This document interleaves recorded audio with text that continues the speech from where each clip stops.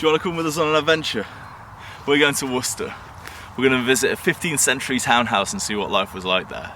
We're going to levitate a boat Victorian style, and then we're going to visit the grave of legendary rock drummer John Bonham. Awesome sauce. Let's go. We're on the road to heaven knows and feeling groovy. Those city lights and pretty sights, they're bound to move me. It's just 69 cities. It's just 69 cities. It's just 69 cities till I get home.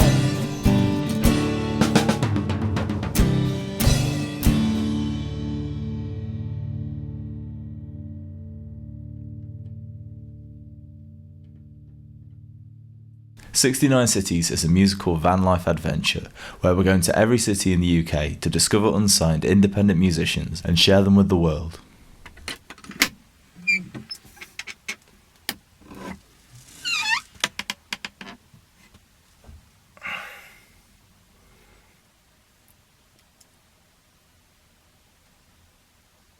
Good morning, everybody.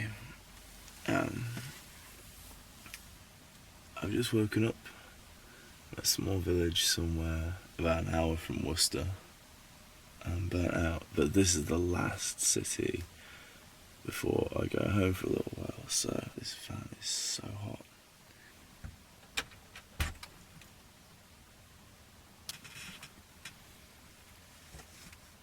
So the plan is to go to Worcester and play at somewhere called the Oil Basin. But in the meantime, there's this place called, I think it's called Coombs Park. This big house, which is where in the Second World War they invented radar. Like, there's this place in Lincoln where they had all the original radar dishes hung from these giant stands in the Second World War, and it was their first experiment with radar. And all the dishes are still there, and you can go and you can kind of hang out and you can like sit on them and stuff, and it's really pretty cool. So I feel quite connected to radar because I hung out there a few times with my mates. I think it would be nice to go and explore some radar. I was parked up in a village somewhere near Glastonbury the other day, and I was just getting ready to leave, and this guy comes out and says, "I hope you're moving on." I was like, well, that's lovely. I've only been here a few hours. I'm not feeling as comfortable being in residential spaces as I was.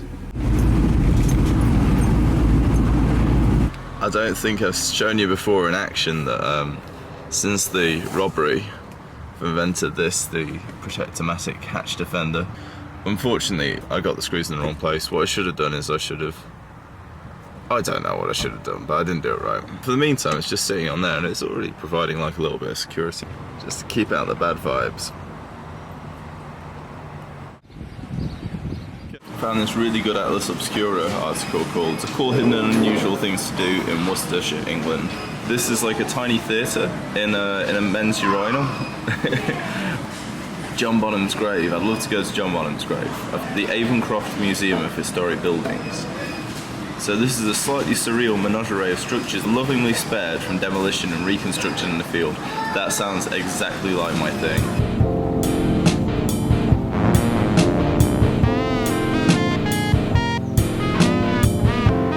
Right, so just parts of the Ashcroft Museum, it's just here behind me.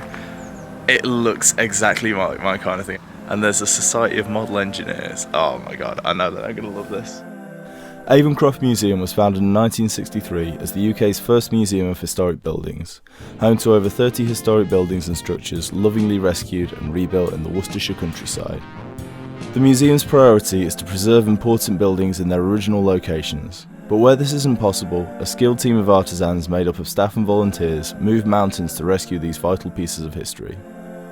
In a world where so much of importance is lost through carelessness and neglect, Avencroft is an oasis of artistic triumph of the human spirit and an amazing day out. Straight away, we have a very good omen. This is a Morris Minor van.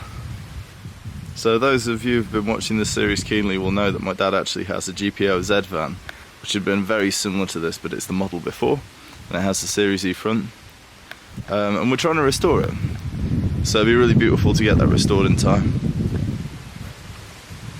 Lovely wooden dashboard. So this is the original house that they decided they wanted to save, and it was going to be demolished in 1962. So they took it down and they moved the timber frame to Ashcroft College for storage, which looked like this back in the day. When they did that, they didn't have planning permission for a while, but they were given a field eventually. This man, Gunnold Greener, restored it, and then this is it being opened.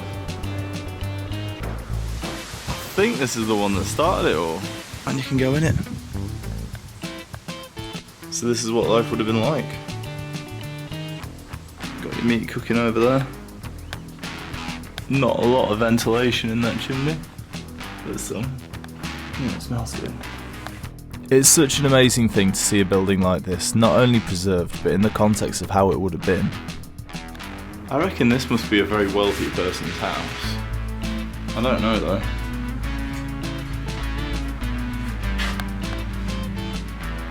It's a beautiful little fresco here, depicting the house and how it would have been.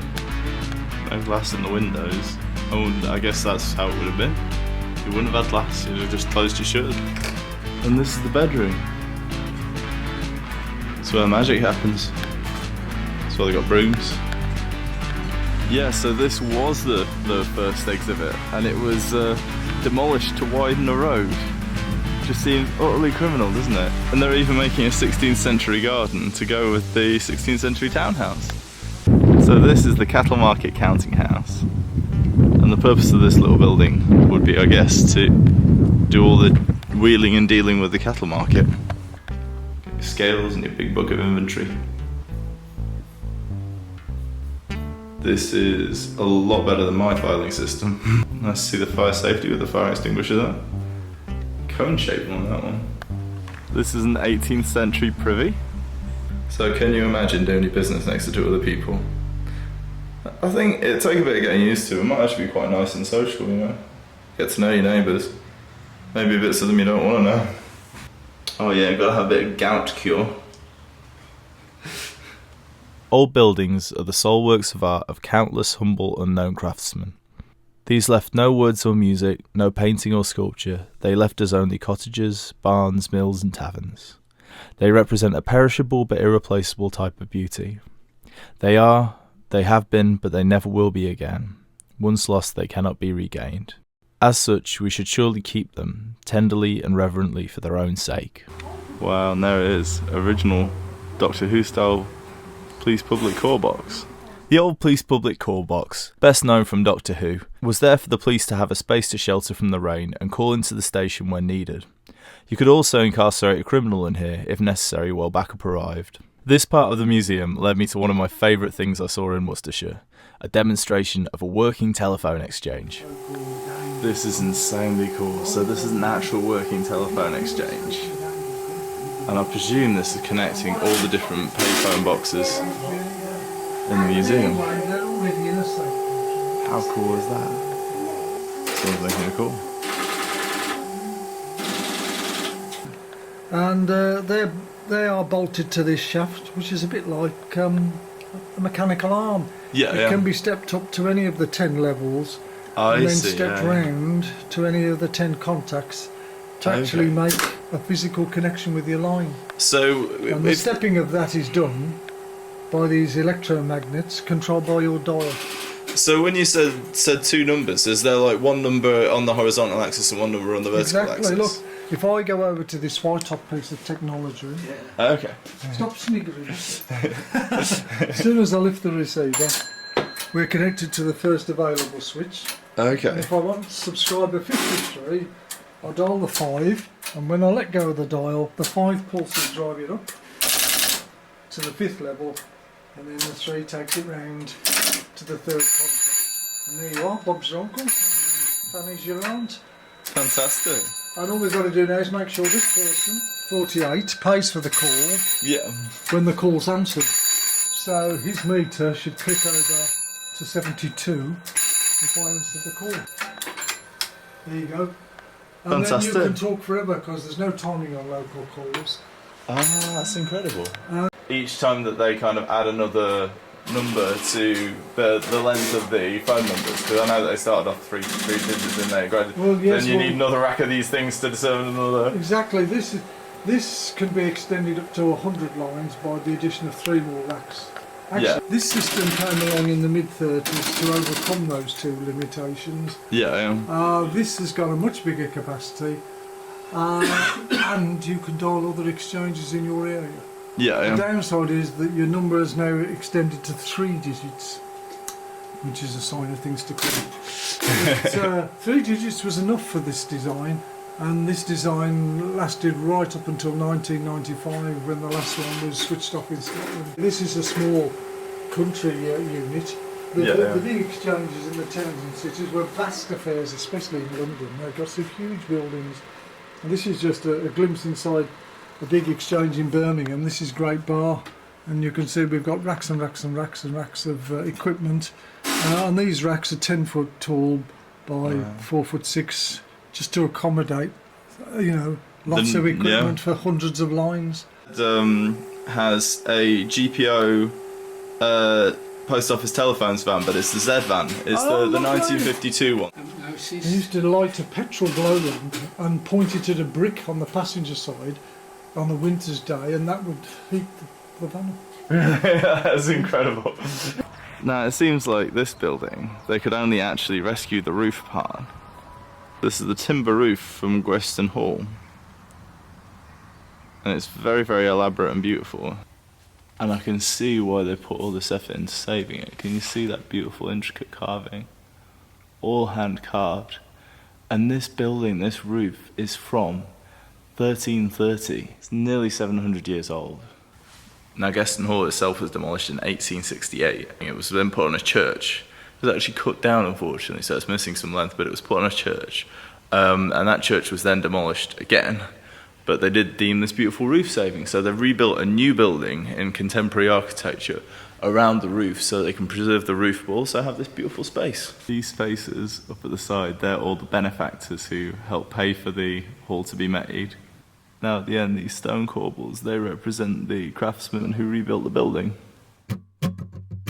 So this is a mission church from Herefordshire. You can see it being rescued here. Oh, it's kind of adorable, this. Very simple, no frills. Apparently they built it because the Methodists were getting too popular, so they decided they needed another church. Little baby organ. Oh, it's only got 6 stops.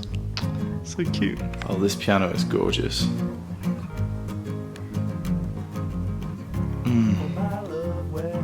Look at that beautiful design. Now this barn is absolutely incredible. So this is a threshing barn where grain is separated from the stalk of the wheat, or oats or barley, by beating with a flail. The 2 sets of doors allow the wind to blow away the light chaff, the dried seed casing, and leave the grain to fall on the floor. The stray would be stored in the side of the bays. Separate the chaff from the wheat, that's where that saying comes from. Little straw bird. So this is a granary barn for storing grain, built in the late 18th century. And it's on the first floor and it's up on sticks. And that's to try and keep the rats and vermin out.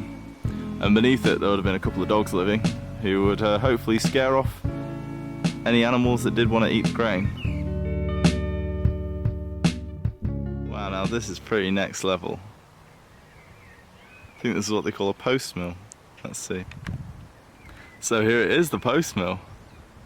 Now this is pretty amazingly cool, because what this does is there's a single post going up through the middle of it, this giant old piece of tree, and the whole windmill pivots around that piece of tree to face the direction that the wind's coming from.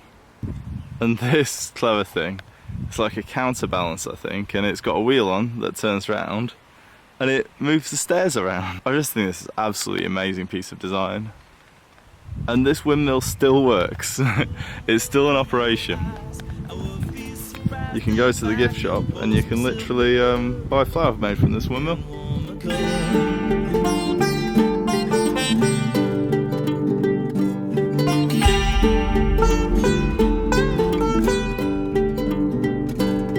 Words are weapons of destruction.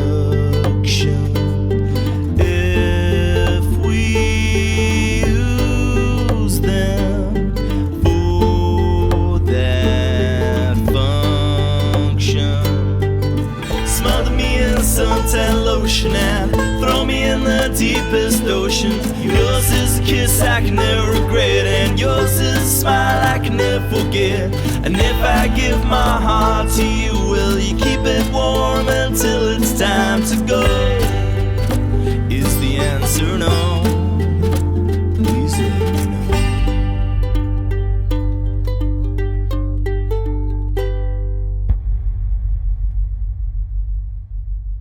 A huge thank you to all of our GoFundMe backers and Patreons who made these episodes possible. A quick pause for a special 69 Cities announcement. Over the time that we've not been publishing, I've applied for an Arts Council England National Lottery project grant to film and edit the remaining 39 episodes of 69 Cities. And we got it. Which means from now on 69 Cities is going to be my job, and hopefully within the next 3 years we will have the full series out. There's a few episodes that we already made before we got the grant funding that are going to come out first, and as the Arts Council money kicks in, you're going to notice a considerable upgrade in the quality of these episodes. So thank you so much to Arts Council England and the National Lottery. We're back on the road. So this is how you make Perry cider. Also, Perry and cider are two different things. But Perry is made in this mill from the museum's orchard. Right, so you've got this great big stone that's rolled around by horse or by hand, and that will crush all the apples into here to make the cider. So this is a prefab. This is, I think, what would have been given to people after the Second World War when the population was booming, and they needed to build a lot of houses. These buildings were designed to last 10 to 15 years, and it's still standing. Eventually the council were like, we've got to demolish these prefabs, and people were really resistant. So it was agreed that this one would survive as an example of what it looked like. And the people who lived in here actually donated a lot of their furniture to furnish it, so it would be period. This is absolutely amazing. I thought I was walking into someone's living room for a little while. You know? Oh, the TV's amazing as well. Oh, that's so cool. Zinc and starch. Where would you be without your zinc and starch? I think we've actually got one of these lawnmowers. It's probably not the same type, but... So this is so cool. I've never actually seen a proper Anderson shelter from the inside. But just look how tiny that is in there. Can you imagine trying to sleep in there? I wouldn't fit in there, I actually wouldn't fit in there. And this one opens up like a little... And it was used as a garden shed until 2005. That is absolutely incredible. This barn looks pretty amazing too.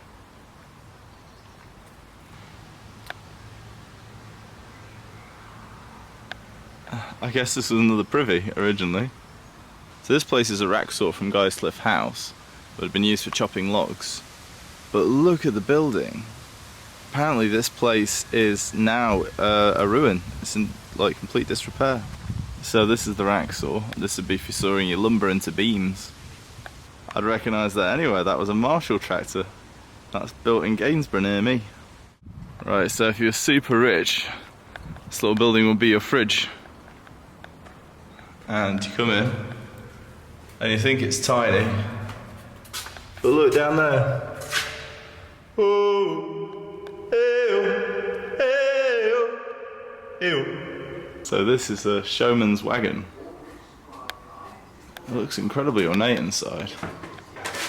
Wow. He must have been the boss of the circus or whatever, you know. Oh my god, look at the ceiling. It's like cherubs and... Almost as nice as Molly the van. So it seems that what happened is the church burnt down, but the spire was kept completely intact. So it was decided to just pick it up and put it here. So this cottage was on the site originally, and they rescued it and they did it up. And it's the only building that's in its original place. And this is who lived there. It's pretty amazing that you can just see them. This beautiful medieval hall is one of the buildings that Avonscroft sadly couldn't save. Despite huge efforts, only structural timbers and odd pieces were saved. Because of its incomplete nature, this steel frame holds the building together. But what a shame to have lost this building. Just look at it. Who destroys a building like that? I could have spent all day here, but we needed to see some more of the city of Worcester, so I jumped back into Molly and hit the road.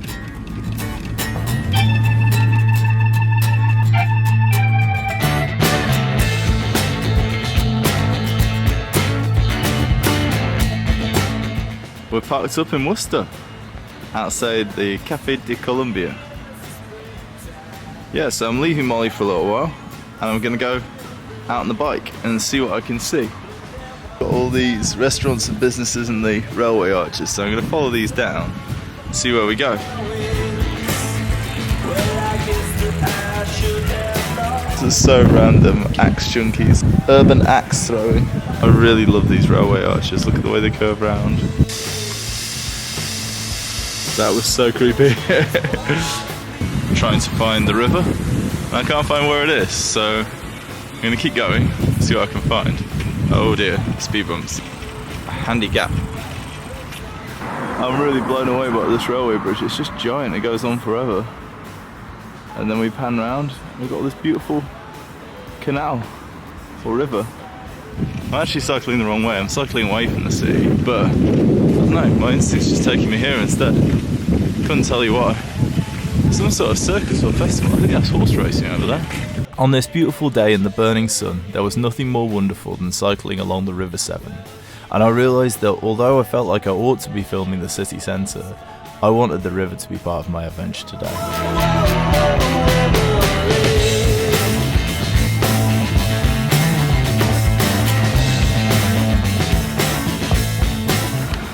Oh, this place looks interesting. Never forgotten it. This is absolutely amazing. I stumbled into a small collectibles shop and was instantly taken back to being 8 years old and searching for vinyl in my favourite antique shops. You don't see shops so brimful of interesting things these days, and it makes a real treasure trove. So this shop is Nurse Charlotte's, really all kinds of don't everything. You obviously like the shop. Oh, it's incredible. This is exactly my kind of All the thing. signs, so don't take outside.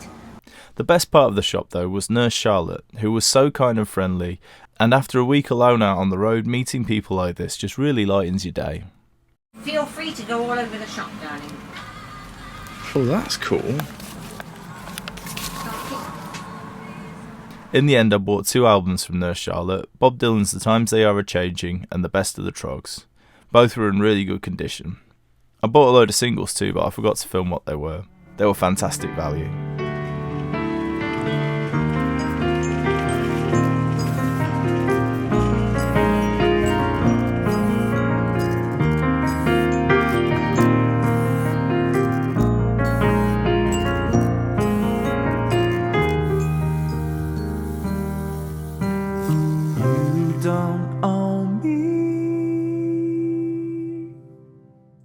These amazing ladies allowed me to film them demonstrating a real-life canal lock. We talked about these in the Leeds episode of 69 Cities, but how great to see them in use, the way that they would have been a few hundred years ago when they were built.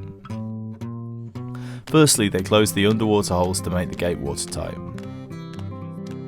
Then the boat motors into the lock, and the ladies put their strength behind the gigantic gates to get them securely closed behind them. There's 2 boats in the lock today. These special stone patterns on the floor give them grip to push against the weight of the water.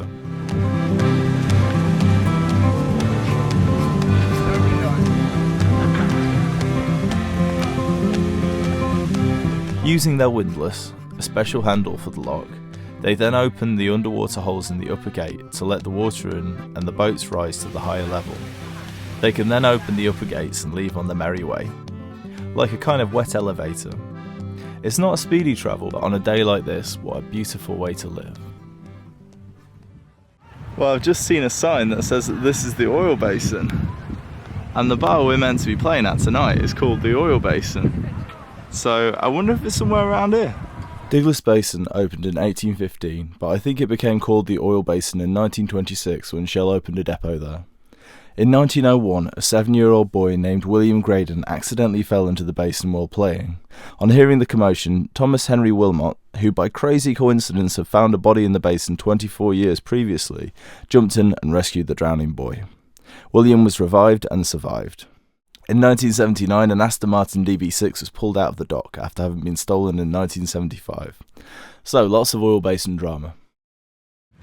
Now these are some fancy complicated locks. Diglis River Lock is the largest and deepest on England's inland waterways, and the River Severn is Britain's longest river. It flows 220 miles from the Welsh Mountains to the Severn Estuary. You can walk the whole way from the source to the sea along this very towpath. See these ones, they're all electric and automated. There's a man in that little house. I see what this lady meant now. So she was saying that this entire bit with all the houses on up there, that's an island separate to the river, so you can only get there by going across the locks, and it's only available to people that live there.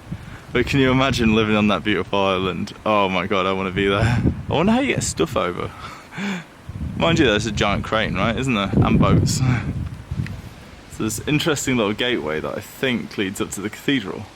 And there's a brick that says, a ferry is operated at this point, something for many centuries, carrying passengers between the cathedral watergate and the chapter meadows on the opposite bank. It crossed every day until the late 1950s. The service was restarted in 1983. Running during summer weekend afternoons, proceeds are all given to local charities. That's lovely, isn't it? I guess that ferry runs from over there.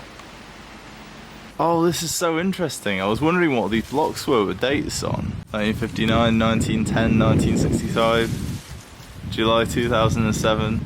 On the 18th of November 1770, flood rose to the lower edge of this brass plate, being 10 inches higher than the flood which happened December the 23rd, 1672. Can you imagine all this being underwater? I appear to have met my nemesis. Stairs. I left my bicycle enjoying the sunshine.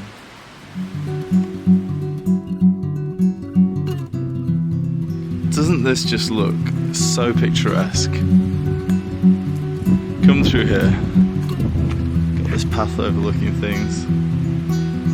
You've got this little tunnel.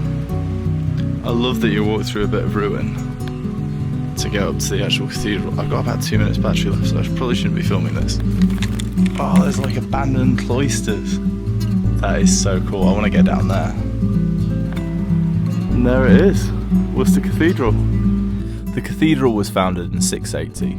The earliest surviving fabric dates from 1084, when the cathedral was rebuilt in a Romanesque style. This view is incredible.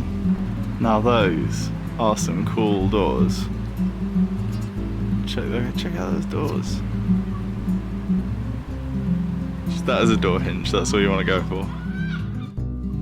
In the 2000s, the building featured on a £20 note along with Edward Elgar, composer and Worcestershire man.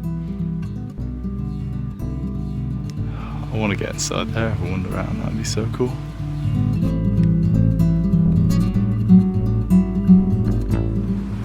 You can see how people would have found this absolutely mind-blowing back in the day when the rest of the world was thatched cottages and not much else.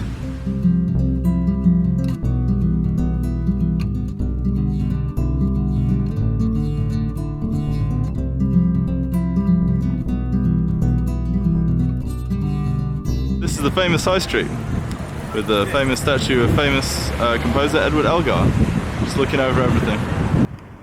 I think Worcester's a bit like Lincoln because we've got this very beautiful architecture on this side. This street is so picturesque. Then you turn around, there's a giant NCP car park, and then a block of new builds. It's like somebody in the planning department did not have a brain cell. I absolutely love this building. It looks like it's about to pull down. It's just, you can't really see how much it's curved, but it does look dodgy. But it's still standing, so it must be doing alright. So from this pub, Charles I escaped his enemies after the Battle of Worcester, September the 3rd, 1651. It was on the way back to the van to charge my batteries that I ran into an open mic I wasn't aware of right beneath my nose. I was sweaty and tired, but how could I resist this magic occurring in front of me?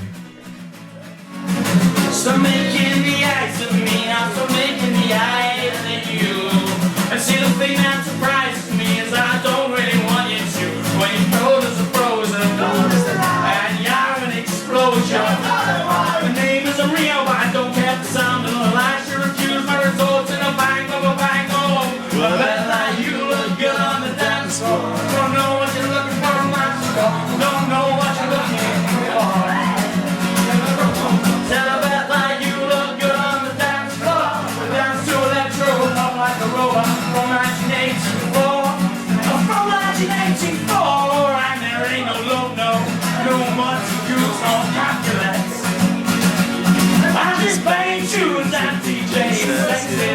Oh, and church dance floor. Oh, and dreams of nothingness.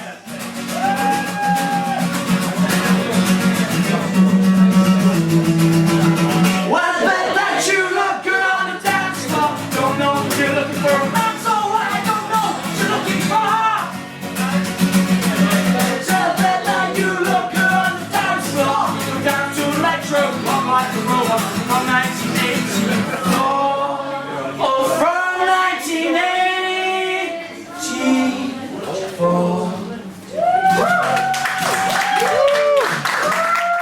After that brilliant set from the DMDB project, I took to the stage for my contribution. I might play you one that I've just written that I'm still working on. I wanted to write a 2-chord song that anybody could jam with, so if anybody wants to jam with this, it's A flat and E flat. Those are harmonic keys, aren't they? So, I could do G and D. Right, okay, let's try it G. I probably won't do G. But this one's about a lady called Angelina. I'm going to teach you about this song as well. It goes, oh Angelina, what's with your confrontational demeanor? Well, all the soap in Cyprus couldn't clean her. Stay dirty 'cause I love you, Angelina. Fantastic, I like that. So, that's your bit. And then there's one more bit to this song, right, okay?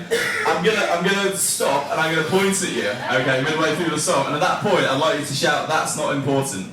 3, 2, 1. That's not important. That's beautiful, incredible. You're naturals, every one of you. Okay.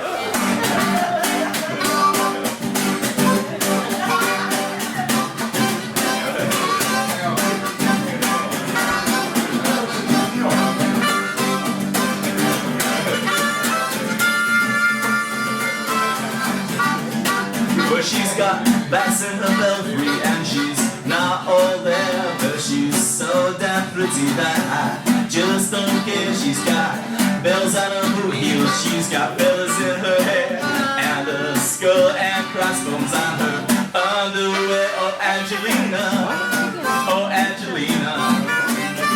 what's with your confrontational demeanor? Well, all the soap in Cyprus couldn't clean ya.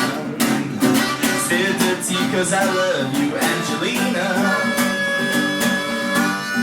Can I say naughty words?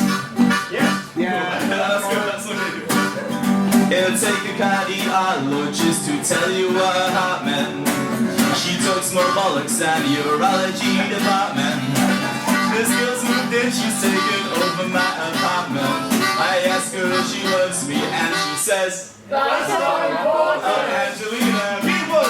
Oh Angelina, what's with your confrontational demeanor? Well, all the soap in Cyprus couldn't clean ya. Stay dirty 'cause I love you, Angelina. Well, her daddy gave her magic and her mama gave her brains. She's given me chlamydia and a lot of aches and pains. I call her Southern Plains impossible today, because she turns up when she wants to, and that's usually quite late. So Angelina, oh Angelina, what's with your confrontational demeanor? Well, all the soap in Cyprus couldn't clean ya. Stay dirty 'cause I love you, Angelina. Harmonica solo!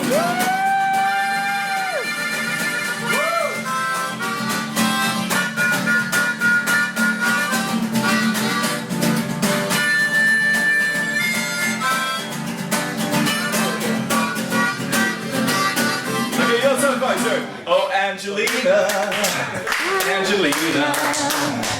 what's with your confrontational demeanor? Well, all the soap in Cyprus couldn't clean ya.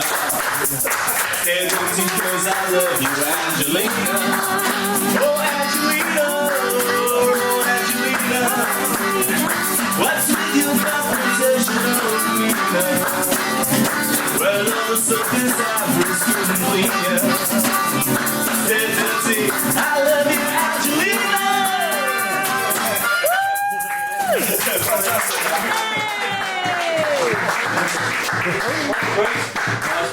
Thank you very much, folks. I I couldn't find a service station to shower in this morning, so I've been putting it off. I think what I've got to do now is drive to a service station, shower, and come back before the next time. Everyone check out That was fucking awesome. Oh, thank you ever so much. Cheers. Absolutely brilliant. After that amazingly supportive response to my set, I had the pleasure of hearing songs from today's hosts, the Blue Gravy Orchestra, who blew me away with their incredible music.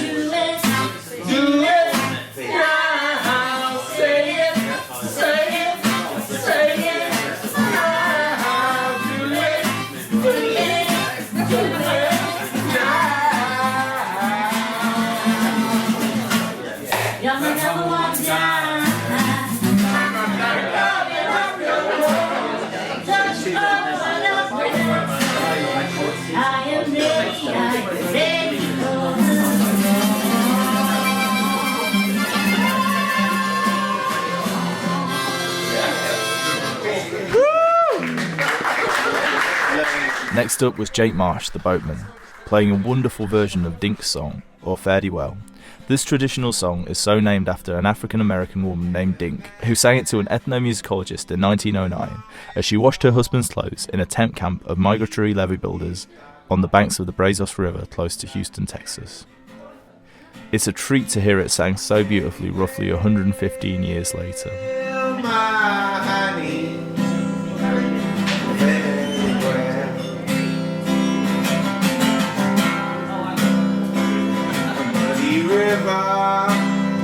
Was money and wild. You don't give a bloody for my unborn child.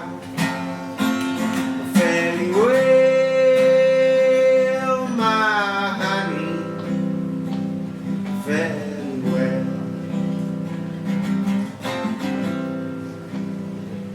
If I had wings like a Noah's dove, I'd fly the river to the one I love. Fairly well,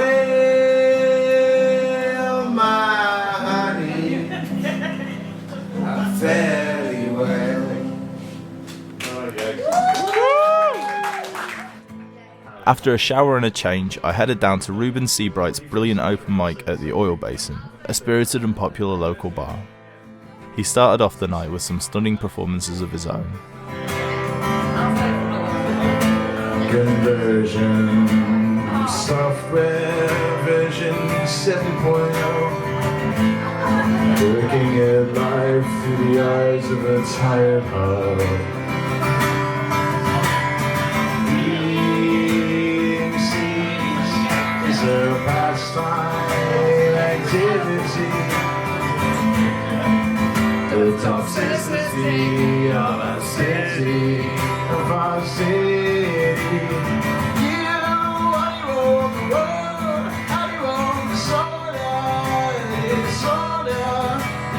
Now somewhere between the secret science and sleep. Somewhere between the sacred silence and sleep. Disorder.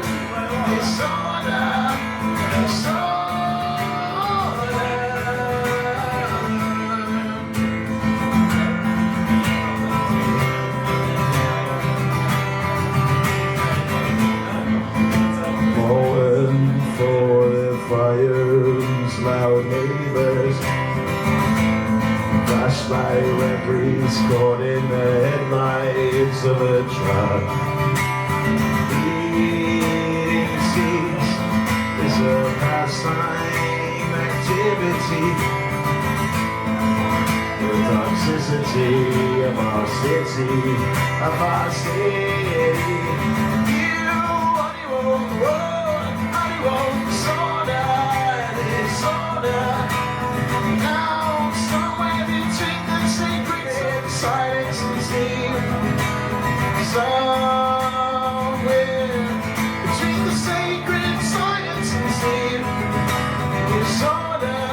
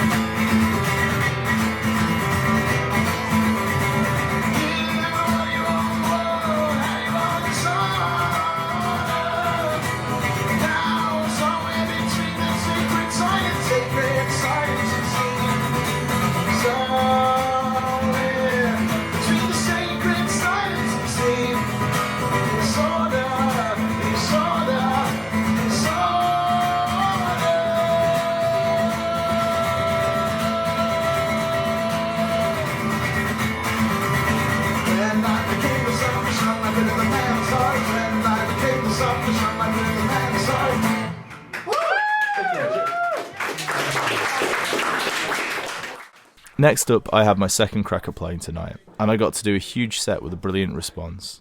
They were a very fun audience. I've included this performance of my song Emily, which felt particularly strong this time round.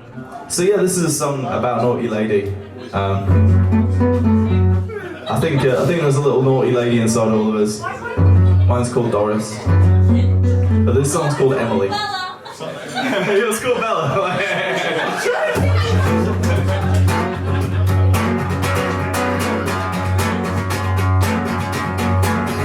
Well, I used to be green as the springtime and happy with the simple things.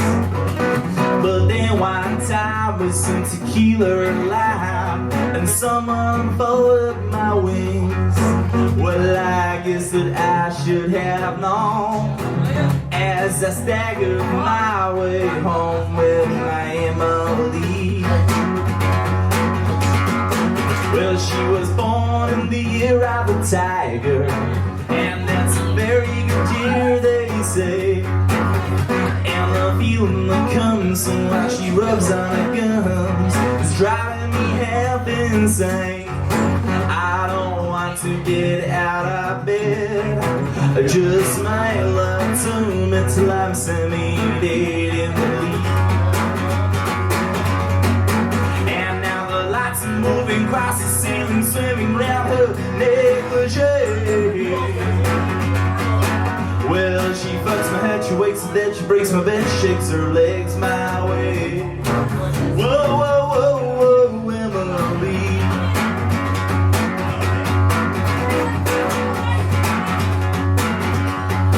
I think there may be a witch in her wardrobe, so I'm going to cling to her side. I'll let her crimson lips give me Freudian slips out. Allow me to remain unafraid when she stretches so awfully. happy, happy to be with my Emily. And now the lights are moving across the ceiling, swinging round her negligee. Well, she fucks my head, she wakes my bed, she breaks my bed, she shakes her legs my way. Whoa, whoa, whoa, whoa, Emily.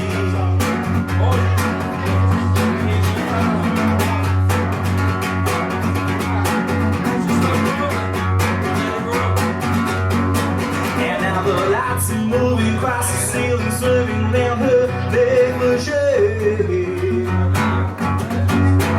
Well, she fucks my head, she wakes her dead, she breaks my bed, she shakes her legs my way. Whoa, whoa, whoa, whoa, Emily.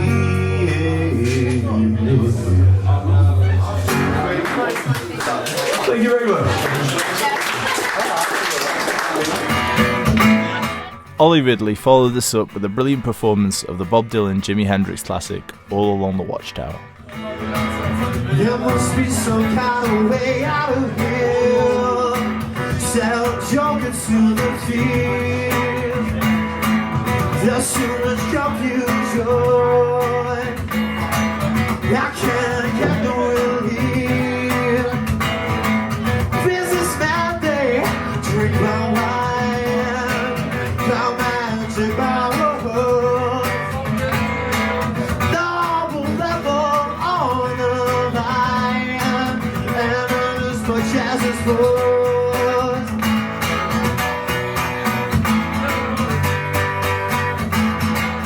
The reason to get excited. The 50 candy spoons. For there are many hamburgers who feel that life is no joke. For you and I, we've been through that, and this is not our face. So let us not so stay down. The hours getting late.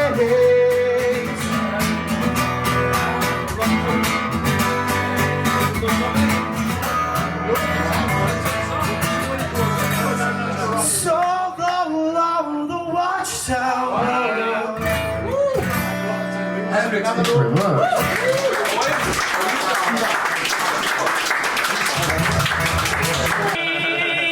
Taken to the weekend for a new revolution. Son, there's no time for your mass institution. Give me something I can dig my teeth into for all your money. For all your money. Finally, bookending the day's music, the MDB project is back with this brilliant rip-roaring self-penned single, Throw Away Your Money.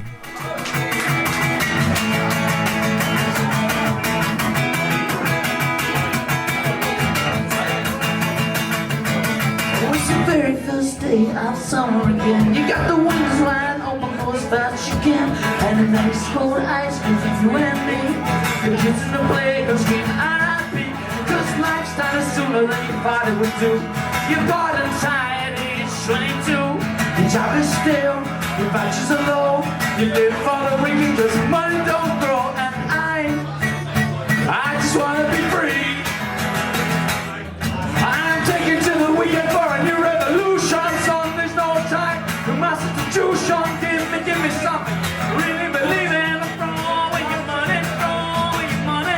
Take it to the weekend. Provide education, throw away your money. You need a vacation. Give me something. Really believe in. Throw away your money, throw away your money. But just like I want to, you can feel it again. Spirit in the air, and beer in your hand. Taste. It's sweeter than I thought it would be. It feels the whole world would listen to me. And the music in the background never thought quite the same. Now I'm in your bathroom when you dress a lot of fame. You're singing to the mirror with your toothbrush in your hand. Where did the time go? God, I'm in demand. And I remember the time. The time was mine. Spend this life. I'm taking to the weekend for a new revolution. So there's no time.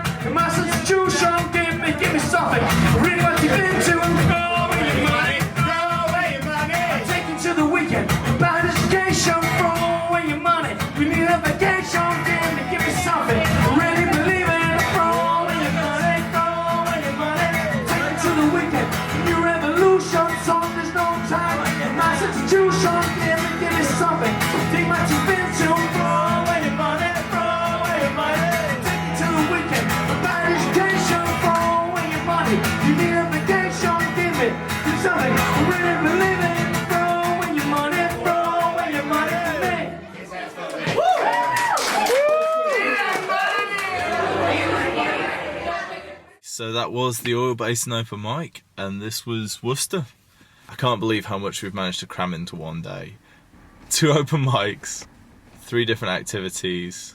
That is not something I expected to happen in an episode, but it did. And you know what? It was absolutely fantastic. Now, I am so dog tired, and this is where we would normally end an episode.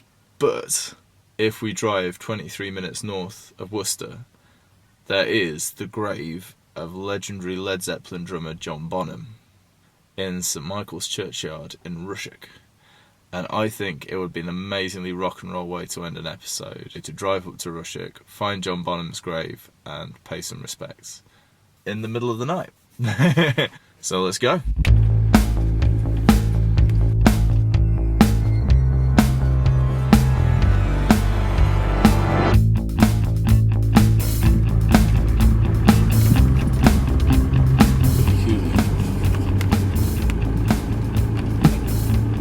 So basically, this rabbit has been... Oh, no, he's still here. This rabbit is just... Everywhere I go, he's going too. For reasons I couldn't fully understand, the rabbit running in front of me filled me with fear and foreboding for what was about to occur. Bad for him, I know that they get heart problems and shit, so I'm just going to try and go the opposite way to him at the next junction. But... Oh yeah, please go down that road. Please just go... No, he's just sat. Right, okay, this isn't the way that I want to go. I'm going to go the opposite way to him. Okay, so this is getting somewhat ridiculous. It's like 1 AM. And we just pulled up to next to the churchyard. I don't know how I feel about going to the churchyard at 1 AM, but I've come all the way here now. So I'm going to see. If it's locked, it's locked.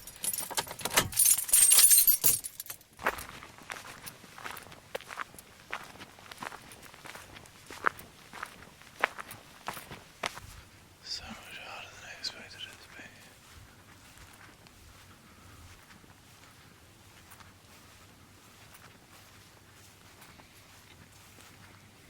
Here we are. That's it. That's John Bonham's grave. On the 24th of September 1980, John Bonham stopped for breakfast on the way to rehearsals for Led Zeppelin's upcoming North American tour. He drank 4 quadruple screwdrivers, that's 16 vodka shots. He was suffering from anxiety and depression. After rehearsals, he went to bed at midnight and never woke up. The inquest into his death found 40 shots of vodka, 1.4 litres in his system, causing him to throw up and choke in his sleep, in the same way so many others have. Let's remember John for his incredible drumming, which inspired so many people. And if you have a mate who's struggling like this, have a talk with them now, before it's too late. Right. Let's get out of the creepy graveyard now.